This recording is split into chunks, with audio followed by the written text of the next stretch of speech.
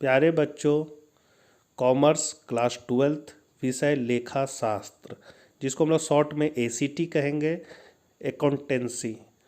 तो हम लोग असल में मैं इकोनॉमिक्स का टीचर हूँ, PGT टीचर, और बहुत सारे बच्चों ने रिक्वेस्ट किया था कि ACT का सर मॉडल सेट का आंसर बताइए। तो मैंने अपने कुछ शिक्षक मित्रों की सहायता से इसका आंसर आप लोग को बता रहा हूँ, जो कन्फर्म आंसर है। और इसका सॉल्यूशन नहीं बता पाएंगे, काहे कि मेरा विषय में ये नहीं है, हम कॉमर्स तो नहीं पढ़े हैं, लेकिन फिर भी बच्चों के रिक्वेस्ट पर मैं आंसर आपको सही सही बता रहा हूँ। आप किसी से भी पूछ कर सॉल्यूशन करवा के आप आंसर को मिला सकते हैं कि जो मैंने बताया वो सही है कि नहीं। ऐसे 100% सही आंसर है। तो यदि आपको इच्छा हो तो मेरी वीडियो को देखें, और नहीं इच्छा है तो आपकी मर्जी। लेकिन कहना चाहूँगा कि इसी तरह का वीडियो मैं अपने चैनल पर लाता रहता हूँ। अपने चैनल इकोनॉमिक्स प्लस पर यदि आप नए हैं तो ज़रूर चैनल को सब्सक्राइब कर लें और अपने मित्रों के साथ इस वीडियो को शेयर करें, ताकि वो भी इससे लाभान्वित हो सके। तो चलिए आज कुछ नया सीखते हैं।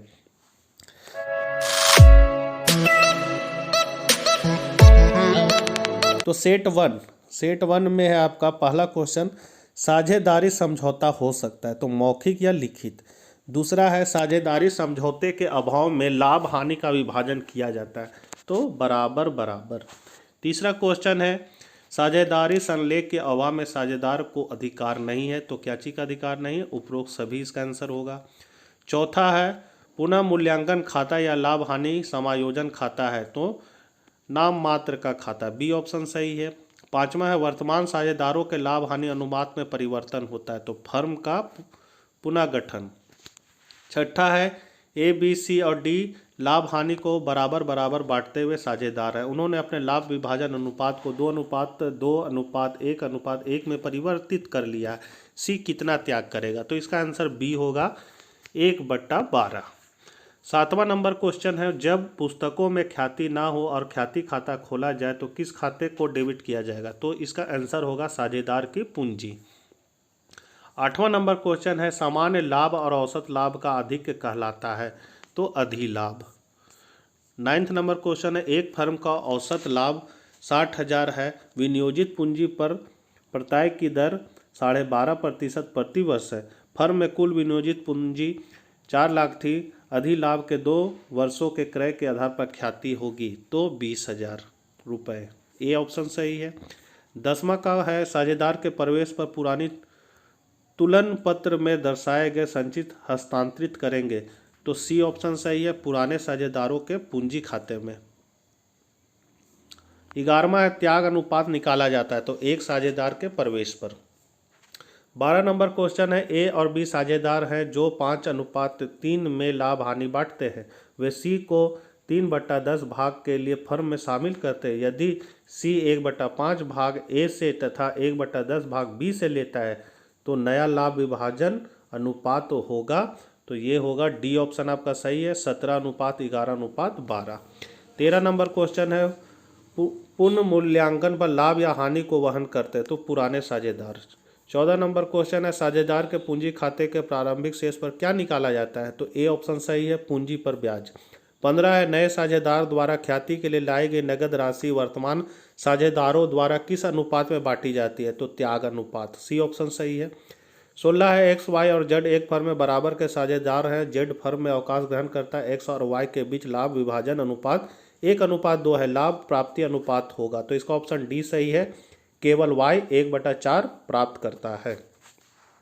17 नंबर क्वेश्चन है एक साझेदार के अवकाश ग्रहण करने के समय अलिखित संपत्तियों का व्यवहार किस प्रकार किया जाता है तो इसका ए ऑप्शन सही है, पुनः मूल्यांकन खाता में क्रेडिट। 18 है ए बी और सी साझेदार हैं जो 2:2:1 के अनुपात में लाभों को बांटते हैं। बी के अवकाश ग्रहण करने पर ख्याति का मूल्यांकन 30,000 किया गया है, बी की क्षतिपूर्ति के लिए ए एवं सी का अंशदान ज्ञात करें तो इसका ऑप्शन हो जाएगा बी 8,000 और 4,000।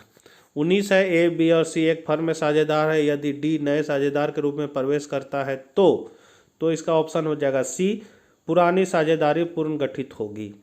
20 नंबर क्वेश्चन है नए साझेदार द्वारा नगद लाई गई ख्याति कहलाती है, प्रीमियम। 21 है अस्थायी संपत्तियों के मूल्य में वृद्धि कहलाती है, तो उपरोक्त सभी। 22 है ए और बी 5:3 में लाभ हानि का विभाजन करते हुए साझेदार है, सी को नए साझेदार के रूप में शामिल किया जाता है और नया लाभ विभाजन अनुपात 9:5:2 होता है, त्याग अनुपात होगा, तो बी ऑप्शन सही है 1:1। 23 है पी क्यू आर और एस साझेदार हैं जो 6:5:3:2 के अनुपात में लाभों का विभाजन करते हैं। एक फर्म से अवकाश ग्रहण करता है, एस के अवकाश ग्रहण करने के बाद नया लाभ विभाजन अनुपात होगा, तो ए ऑप्शन सही है 6:5:3। 24 नंबर है एक्स वाई और जेड किसी फर्म में, तो इसको आप लोग देख लीजिएगा क्वेश्चन को। 24 का आपका सी है सही 1:2 का।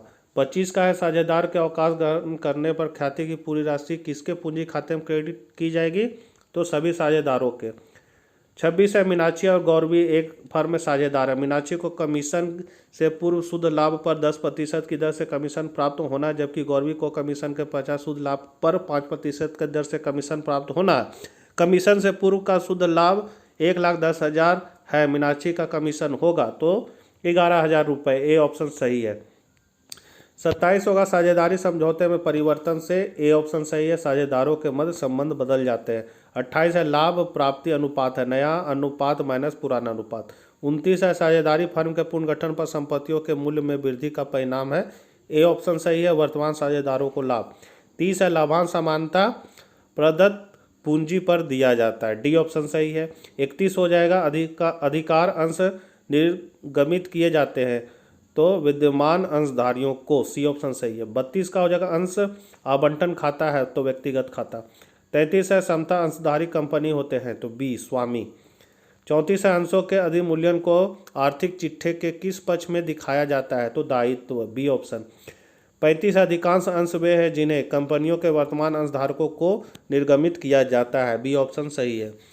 36 है पार्थिव पूंजी और आयातित पूंजी के अंतर को कहा जाता है आयातित पूंजी।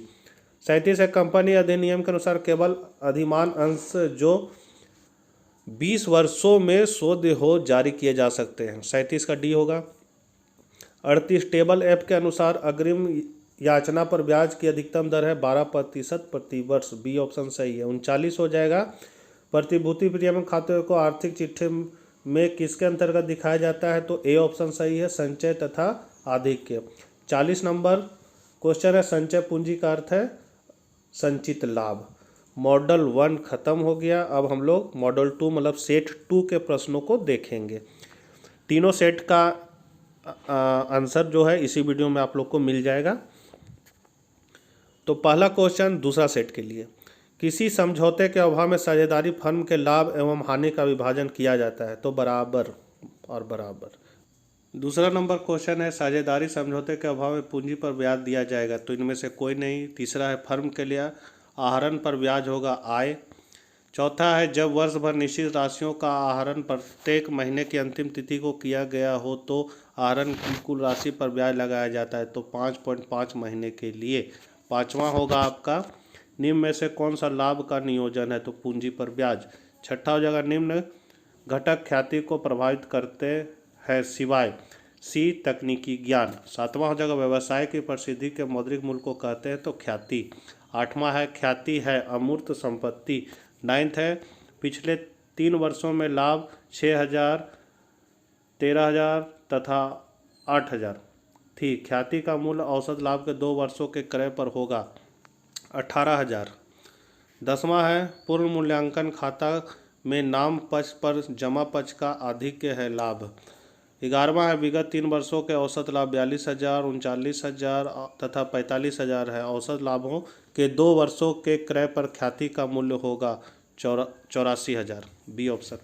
12 है ए और बी साझेदार है, सी को 1/5 के लिए शामिल किया जाता है तो सी अपने भाग के लिए 1,20,000 पूंजी के रूप में लाता है तो इसका ऑप्शन हो जाएगा आपका डी 60,000, 6 लाख। 13 नंबर क्वेश्चन नए साझेदारी ठहराव के बाद तैयार किए गए चिट्ठे में संपत्तियों तथा दायित्वों का लेखा किया जाता है तो मूल्य पर। 14 है नए साझेदार के द्वारा ख्याति की राशि दी जाती लाभ में हिस्सा पाने के लिए। 15 है ए, बी और सी साझेदार है, तो 15 का ऑप्शन होगा आपका सी। 4:3:2:1, 16 होगा। एक्स और वाई साझेदार है, एक्स वाई और जेड साझेदार है तथा लाभ विभाजन अनुपात 3:5:1 है। वाई अब अवकाश चाहता है, उसका हिस्सा जेड ने ले लिया। एक्स और जेड का नया अनुपात होगा 1:2 का। 17 हो जाएगा ए, बी और सी 1/2 अनुपात 1/3 अनुपात 1/6 के अनुपात में लाभ बांटते हैं। सी अवकाश ग्रहण करता है, प्राप्ति अनुपात होगा, तो सी ऑप्शन सही है 3:2 का। 18 है एक साझेदार के अवकाश ग्रहण करने पर संपत्ति एवं दायित्वों के पुनर्मूल्यांकन के लाभ पूंजी खाते में जमा किए जाने चाहिए, तो इसका ए ऑप्शन सही है, सभी साझेदारों के पुराने लाभ विभाजन के अनुपात में। 19 है लाभ प्राप्ति अनुपात की गणना की जाती है, बी किसी साझेदार के अवकाश ग्रहण करने पर। 20 हो जाएगा अवकाश ग्रहण करने के समय पूर्ण मूल्यांकन के लाभ हानि को बांटा जाता है, तो सभी साझेदारों को। 21 हो जाएगा किसी साझेदार की सेवानिवृत्ति पर सेवानिवृत्त साझेदार के पूंजी खाते को जमा किया जाएगा, तो ए ऑप्शन सही है, उसके भाग की ख्याति के साथ। 22 है एक कंपनी के अंशधारी होते हैं, तो स्वामी। 23 हो जाएगा जब्त किए गए अंशों के पुनः निर्गमन के पश्चात अंश हरण खाते के शेष को हस्तांतरित किया जाता है, तो पूंजी संचय खाता। 24 है अंशों का अधिमूल्यन पर निर्गमन है, पूंजीगत लाभ। 25 है कंपनी के दायित्व में जोड़े जाने वाले पूंजी कहलाती है, तो चुकता पूंजी। 26 है इनमें से कंपनी की पंजीकृत पूंजी कौन सी है, तो अधिकृत पूंजी।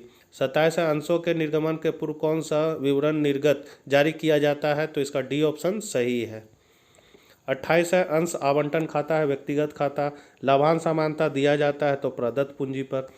30 है अंशों के हरण के परिणाम स्वरूप घट जाती है, तो चुकता पूंजी। 31 है कंपनी अधिनियम 2013 के अनुसार एक कंपनी निर्गमित कर सकती है, तो समता अंश एवं पूर्वाधिकार अंश को। 32 है टेबल एफ के अनुसार अग्रिम याचना पर ब्याज की अधिकतम दर है 12%। 33 है अंश आवेदन खाता है, व्यक्तिगत खाता। 34 है याचित पूंजी और प्रार्थित पूंजी के अंतर को क्या कहा जाता है, तो अयाचित पूंजी। 35 है समता अंशधारी होते हैं, स्वामी। 36 है अंशधारी प्राप्त करते हैं, लाभांश। 37 है जब्त किए गए अंशों के पुनः निर्गमन पर दी गई छूट को डेबिट किया जाता है, तो अंश अपहरण खाता में, बी ऑप्शन सही है। 38 है अंशों के निर्गमन किया जा सकता है, तो ए और बी दोनों। 39 अंशों के अधिमूल्यन को आर्थिक चिट्ठे के दायित्व पक्ष में दिखाया जाता है, तो दायित्व हो जाएगा। और लास्ट क्वेश्चन है दायित्वों की कुल राशि सम्मिलित होती है, तो चुकता पूंजी पर। अब हम लोग लास्ट सेट 3 को देखते हैं, 3 के उत्तर। तो साझेदारी अनुबंध बनाना है ऐच्छिक। दूसरा है साझेदारी अधिनियम किस वर्ष लागू हुआ, 1932 ईस्वी।